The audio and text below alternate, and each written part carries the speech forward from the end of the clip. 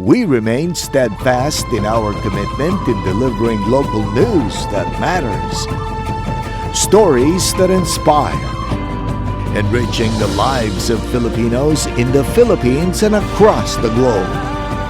This is your GMA Regional TV. Buong puso para sa Pilipino. Kini ang mga dagkong balita karong Huwebes. Drug pusher nakigpinusilay sa kapulisan samtang lalaking natulog gipusil patay. Kaso sa dengue sa Negros Oriental ug Calbayog City misaka. Olympic bronze medalist Ira Villegas mainitong gisugat sa Tacloban City.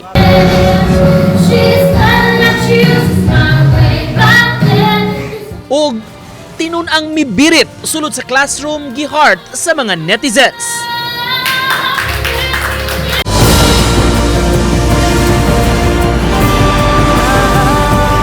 Kini ang GMA Regional TV Balitang Bisdak.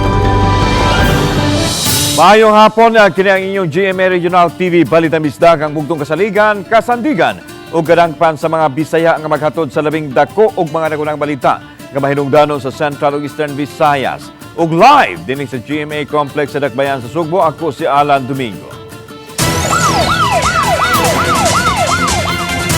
Usa ka 34 anyos nga lalaki ang gipusil patay sulod silang Pinoy-anan sa sitio Kahuyan, Alaska, Barangay Mambaling, Dakbayan, Sugbo.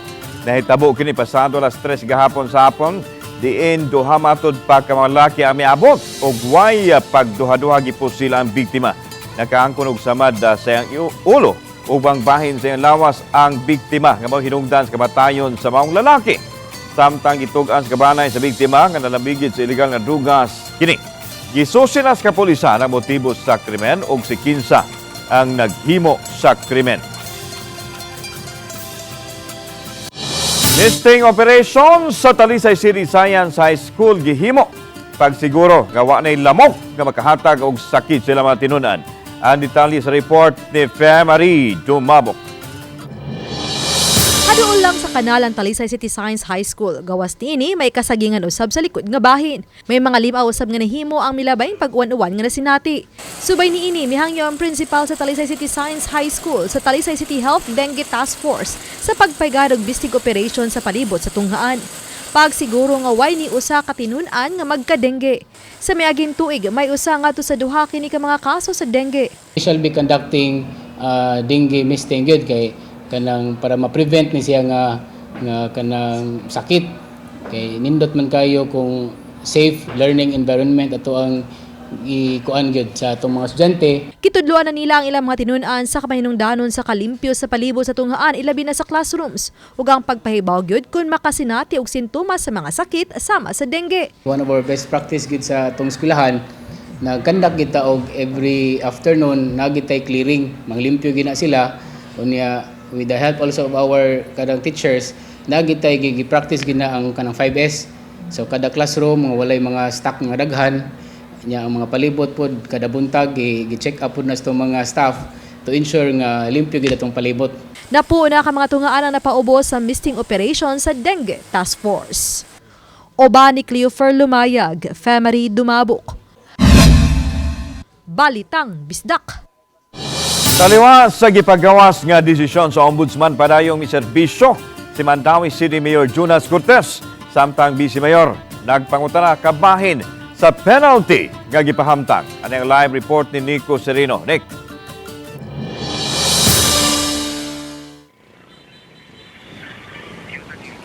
Yaslan gikasubo ni Vice Mayor Glenn Berseri kining nahitabo karon kang Mandawi City Mayor Jonas Cortez ug doon na sab sila'y duda nagpaluyo nga motibo kabahin niini.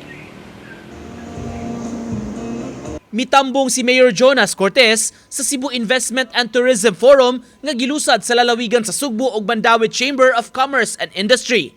Personal siya nga miabi-abi sa mga bisita labi na sa delegasyon gikan sa St. Petersburg, Russia.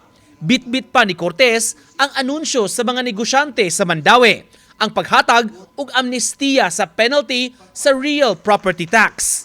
Sa iyang bahin, si Vice Mayor Glenn Bersede nakapangutana sa usa ka tuig nga penalty sa mayor. Gumikan kini sa kaso tungod sa pag-appoint og officer in charge sa City Social Welfare Office. Only in Mandawi. Mas dako pang kaso ang graft and corruption kaysa grave misconduct, di ba? Kunya nga naman, graft and corruption galit, 6 months na preventive suspension. Kunya how come nga ni 1 year man? Duda sa bise, may kalambigitan sa umaabot nga eleksyon ang mga nahitabo karon. Nagduda yun kung ano nagpaluyo. Kaya nga naman ang mga tools nila, tatanan, confident man kayo nga masuspenso ang mayor. Kunya, kana sila, unsala ng mga kuan ha, kana mga tao diya sa ubos ha, nga nung kay bawa man siya masuspenso ang mayor. Doon kay na. Kung maimplementar man, gisaad ni Bersede magpadayon ang mga programa sa syudad labi na sa sunod-sunod nga mga aktibidad ning Charter Anniversary Celebration. Samtang pasado alas 11 kaganiha, naabot sab sa City Hall si Cortez para manguna sa laing mga aktibidad dito. Wala una siya magpa-interview sa mga sakop sa media. Apan sa official statement kagahapon, gibarugan sa mayor ang appointment para mas mapalambo pa ang tahas sa maong departamento. Bisan sa nahitabo, misaad si Cortez nga dili matarog sa pagpanerbisyo ug nagpasalamat sa mga mibarog uban kaniya.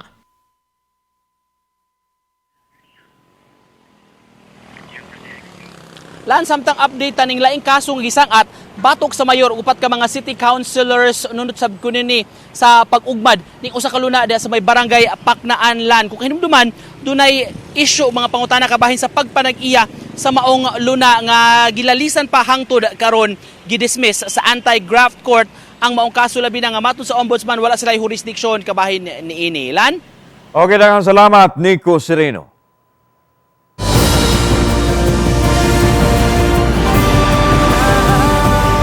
Kini ang GMA Regional TV Balitang Disda.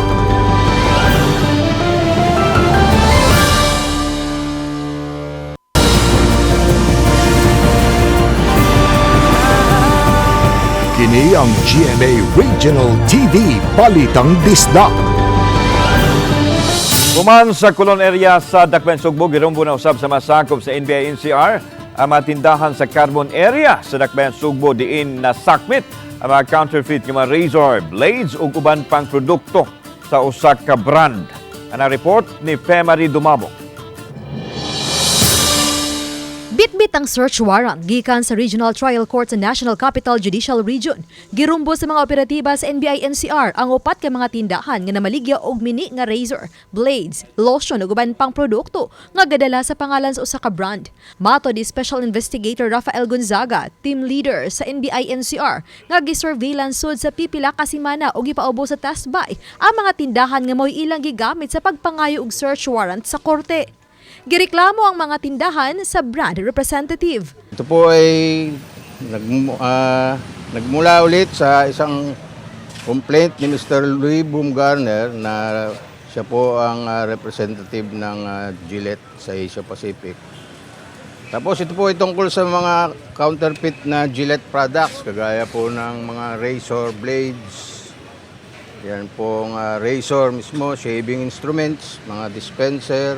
Gawas ka nakuha ng kita sa maong brand ang mga fake shaving disposable products ubos ang kalidad ug daling tayaon nga maghatag og skin irritation ug risgo sa panlawas. Inferior quality, saka hindi po dumaan sa masusing manufacturing yan. Mabilis pong mag-deteriorate yan, lalo na yung mabilis pong kalawangin.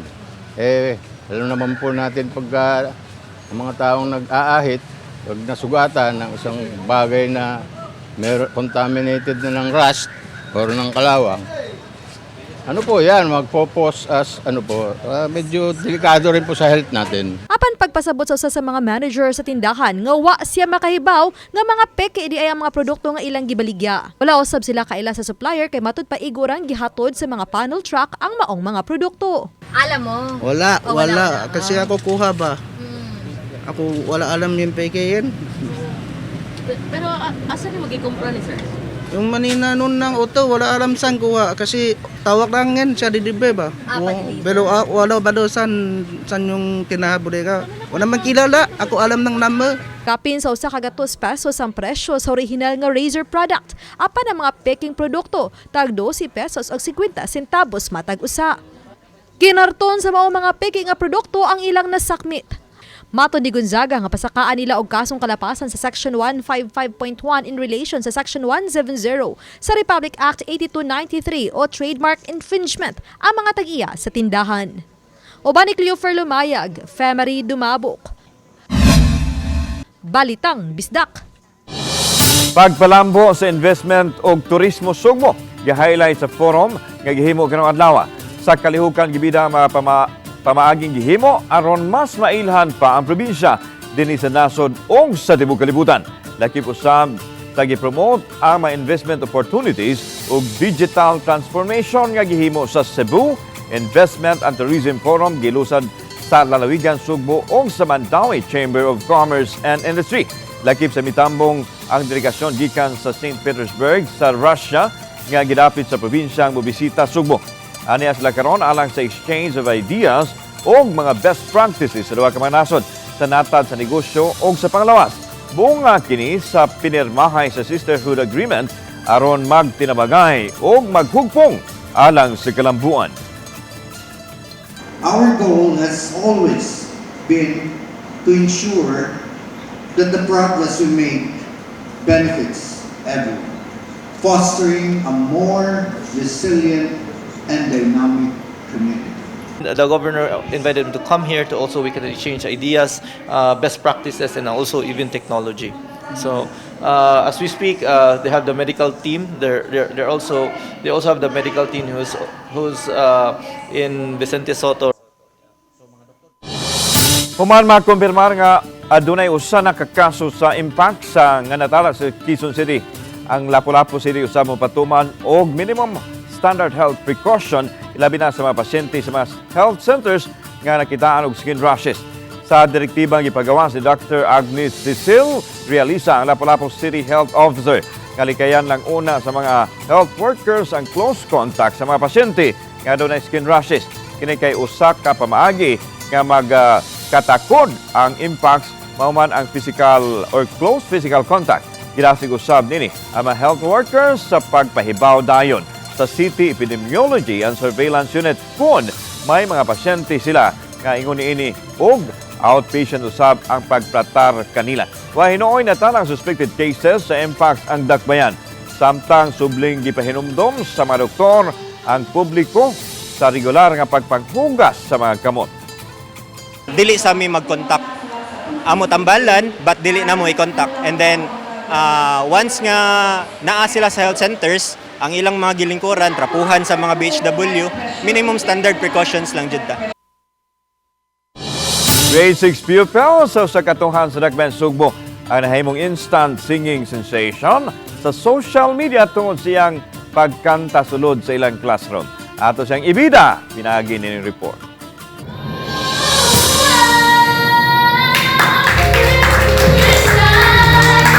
Mao kini ang viral video ni Sander Miguel Amaro dihang mikanta kini sulod sa ilang classroom niadtong Lunes. Matod sa ilang science class teacher nga si Morisca Nicole Oy nga maoy uploader usab sa video nga samtang nangandam sila sa kalihukan alang sa Pasigarbo sanglit apilman ang tunghaan nila sa billeting area. Nagkanta-kanta usab ang mga bata. Wa sila magdahom nga mibuto kini sa social media platforms nga nakaani usab og minilyon nga mga views. Mga 5.3 million? 5.3 million, ha? Lang, yes, still counting. Views. Oh. Wala ko nag-expect nga mag-viral. So, if makita ninyo ang video, kurog pa gani, yan, nangatawa pa, nagni-cheer pa mi, so, kanang unexpected kay ang tanan. Bata pa lang si Sander, mahilig na sa kanta. Gani siya ang usas pambato sa Don Vicente Rama Elementary School kung adunay aktibidad.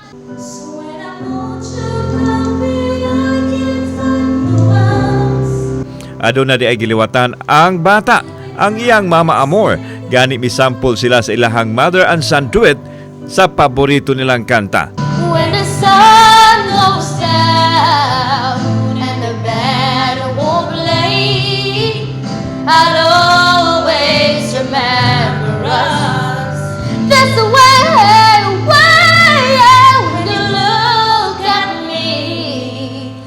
gamay pa siya kay kanang hilig na siya maminog music niya, magpatukar man sad ko sa balay. Samtang magpatulog ana or bisag nagmata siya niya. Mo do it man siya bisag di siya kalitok. Malipayan ko kay ang akong hilig sa una nga sa bata pa ko naaniyatan. Hilumon og awawon si Sandra apan sa higayon nga adunay musika nga madungog. Mukalit ang iyang transformation sa pagpakita siyang katakos sa pagkanta. When will my reflection show who I am inside? Panghinaon sa mga tao nga nagsuporta ni Sander nga layo pa ang maabtan ini sa pagpaambit sa iyang gift of singing. Kauban si Clover Lumayag, ako si Alan Domingo. Balitang Bisdak.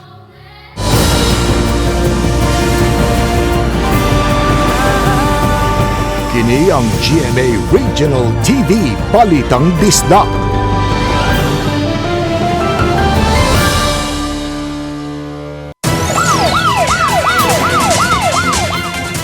Usa kay ngayong tigpayuhod sa Ginaldruga samdan human nakigpinusilay sa mga pulis sa Talisay City. Ang enkwentro na hitabo sa Purok Orange, Barangay Lawaan 3 sa Dakbayan sa Talisay alas 2:45 ganing kadlawon. Ang suspek na ilhan nga si alias Jimil, 23 anyos, taga Sitio Mulabe, Barangay Taburok, Talisay City. Si Police Lieutenant Colonel Efriam Paguyod ang hipis kapulisan sa Talisay City.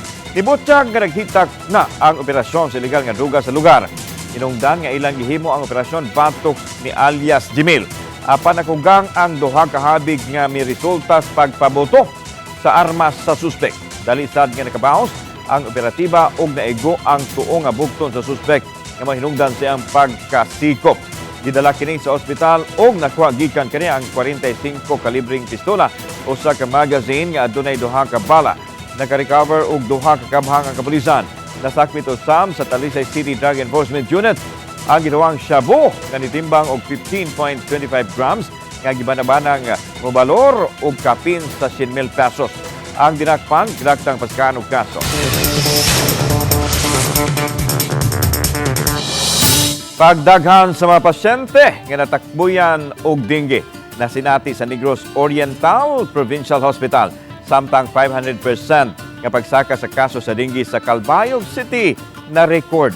Aning detalye sa report ni Mark Reggie Abella. Sa yuning simana, nakita sa social media ang nagsugwak ng mga pasyente nga naa sa tent gawas sa emergency room sa Negros Oriental Provincial Hospital. Nunot ni ini, gibisita ni Negros Oriental Governor Manuel Chaco sa Garbaria ang kahimtang sa mga pasyente kaganihang buntag.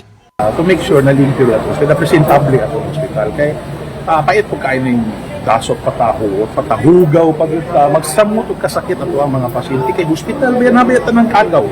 Sa usa sa ilang official statement, gipasabot sa Negros Oriental LGU nga ang pagdaghan sa mga pasyente sa NOPH resulta sa kalit nga pagtaas sa kaso sa dengue. Sa dato sa PHO, gikan sa January 1 hangtod sa August 10 niining tuiga, anaa na sa 2,253 ang kaso sa dengue sa probinsya, din unom ang namatay. Mas taas kini kung ikumpara sa susamang period sa 2023, din nakarecord og 479 cases ug walay namatay sa dengue. We have a national problem. We are facing it right now. We have a dengue outbreak nationally. This is not just a local problem, but this is a national problem. They come here for further management.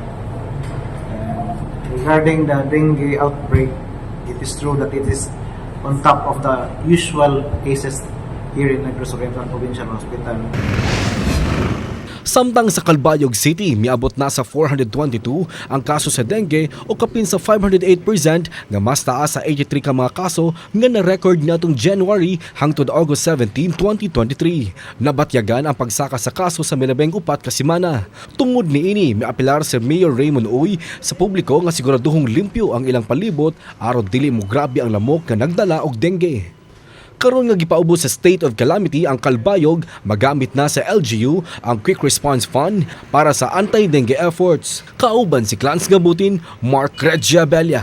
Balitang Bisdak.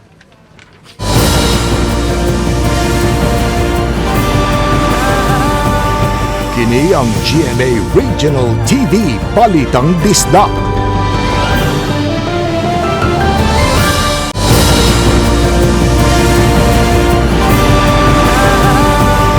Kini ang GMA Regional TV Balitang Disda.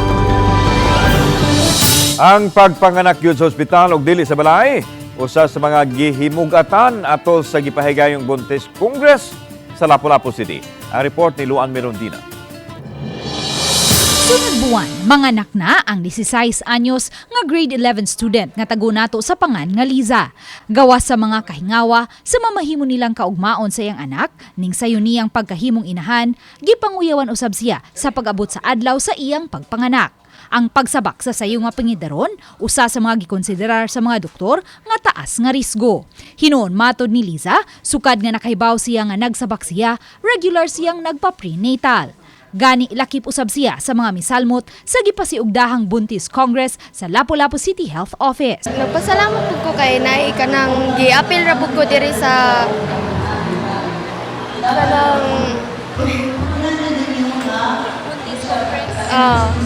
Buntis Congress. So nahibaw ra pud nako sa mga buhaton kay naman sila yung mga meeting pud sa pan.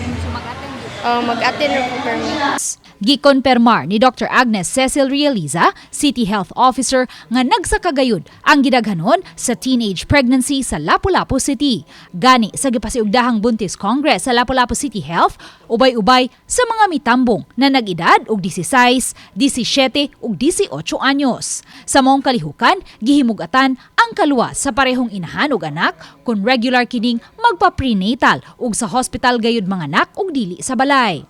Kahinumduman, Agosto 23, 2022, nakabsan sa kinabuhi ang usa ka 16 anyos nga inahan. Human kini mga anak sa ilang balay, inabagan sa usa ka midwife. Usually gyud ang ilang prenatal among gi-advise sila nga adto sila sa hospital.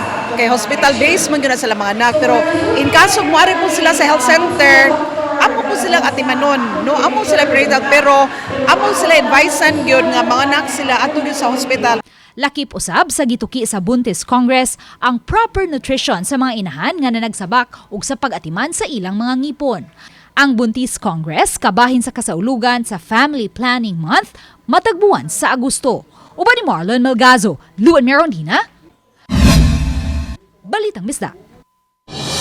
Mukabat sa 4.2 milyones pesos ang balor sa mga counterfeit o mini nga phone accessories uban pang produkto sa usa kanilang cellphone brand ang nasakmit sa NBI-NCR sa Colon Street, Cebu City, gahapon sa buntag. Matod ni Special Investigator Rafael Gonzaga, ang team leader sa NBI-NCR, nga unom o dili lang upat ka mga cellphone shops ang ilang naronda kagahapon. Naglakip sa ilang nasakmit ang mga charger o batteries sa inilang brand ng mga mini o substandard ang kalidad. Sagad sa mahinungdan sa sunog mao ang pagbuto sa substandard nga charger o battery. Kasong kalapasan sa Republic Act 8293 o trademark infringement ang isang atbatok sa tagiya sa cellphone shop tunod simana. Malaki po ang threat na binibigay sa ating publiko kapag gumagamit po tayo ng mga mababang kalidad at peke na mga produkto. Kahit anong produkto po yan. Mga bagay na counterfeit po, sigurado po yung makaka-apekto sa ating kalusugan. Whether ginagamit po natin yun sa katawan or iniinom po natin. Naduso na sa Traffic Enforcement Unit sa Lapu-Lapu City ngadto sa Regional Anti-Cybercrime Unit ang kopya sa CCTV sa usa ka pribadong establishmento di nakuhaan ang pag-agi sa usa ka SUV nga nakahit and run sa duha ka mga batan-o managsuon niadtong Hulyo 21 sa tungang gabi sa Barangay Basak. Base sa kuha sa CCTV sa Basak Command Center, sa wa pa madasmagi sa SUV ang usa sa tulo ka mga batanon nga nang labang gikan kini naghatod sa pipila ka mga tao sa usa ka disco bar sa Barangay Basak. Ang usa sa mga pribadong establishmento ang nakakuha og haduol nga footage sa SUV nga kon ma-enhance na unya sa taga Regional Anti-Cybercrime Unit. Maklaro na ang plate number nini o bagha ang number sa conduction sticker nini. Tungod usa ka buwan karong adlaw nahitabo ang naasoyng hit and run incident. Busa ingon na lang usab niya na ang panawagan sa mga biktima nga unta matabangan sila sa pag-ila sa responsable sa hitabo o mabayran ang danyos nga namugna nini ngadto kanila. May patigbabaw ang tingog sa usa ka proud bisdak atol sa Karaoke World Championship Philippine 2024 niadtong Agosto 16 sa Quezon City. Napiling grand winner sa prestiyosong tigi sa pag-awit ang taga-barangay na Alad, Dakbayan Sanaga sa Cebu. Siya si John Francis Alinsonoren, usa katalintadong nagahanon mag-awit nga may representar sa Visayas ngadto sa kauluhan. Ubay-ubay na ang nasalmutang singing contest ni John Francis, lakip na ang The Voice generation sa GMA.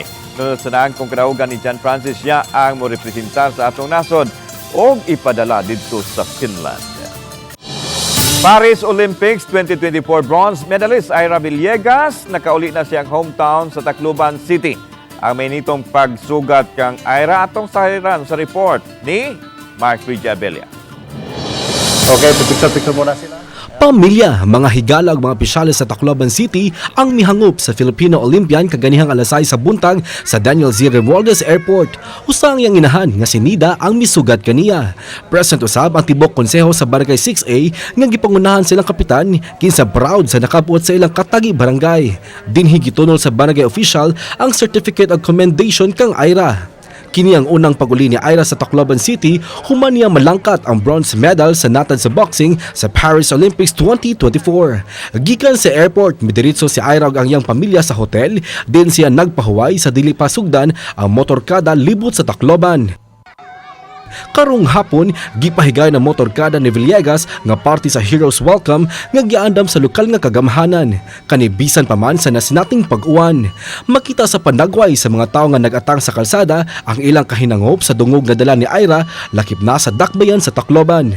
Human sa motorkada, gisundan kini og courtesy call kan Tacloban City Mayor Alfred Romualdez. Kauban si Clarence Gabutin, Mark Abella. Balitang Bisdak.